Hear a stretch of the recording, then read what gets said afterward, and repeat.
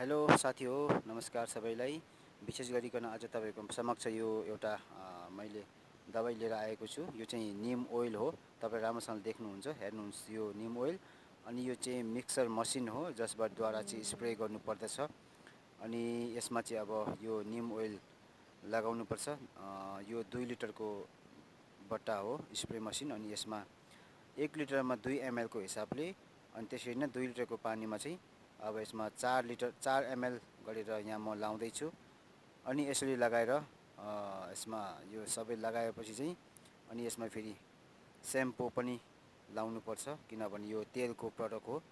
तेलबाट बनेकोले गर्दा मिक्स हुनु मान्दैन पानीमा, अनि सेम्पोले चाहिँ राम्रोसँगले मिक्स हुन्छ, स्प्रे गर्दाखेरि प्रब्लम हुँदैन यसरी। अनि यो सेम्पो मैले लगाइसकेँ।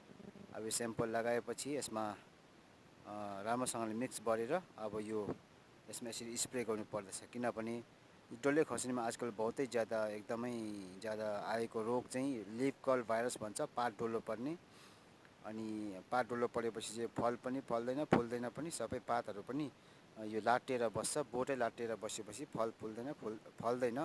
त्यसले कारण कतिजना किसानहरू नाराज छन्। अनि उहाँहरू कति नोक्सानहरू उहाँले भुकतिरहेका छन्। त्यो यसै कारण अब यो चाहिँ एउटा नयाँ यसको इलाज मैले पाएको छु। तपाईँहरूले पनि यसलाई ट्राई गर्न सक्नुहुन्छ।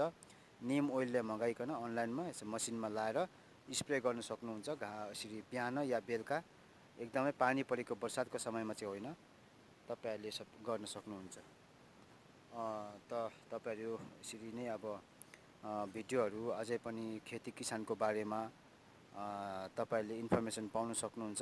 यो भिडियोलाई तपाईँहरूले सेयर गरिदिनु होला। अनि विशेष गरिकन यो च्यानललाई सब्सक्राइब गर्न नभुल्नु होला भनिकन हजुरहरूलाई बिन्ती छ। विशेष गरिकन अब यसरी नै यहाँ चाहिँ खेतीबारी भइरहेको छ। तपाईँहरूले पनि यो भिडियोलाई हेरेर तपाईँले आफ्नो सबै प्लानहरूको केयर गर्न सक्नुहुन्छ।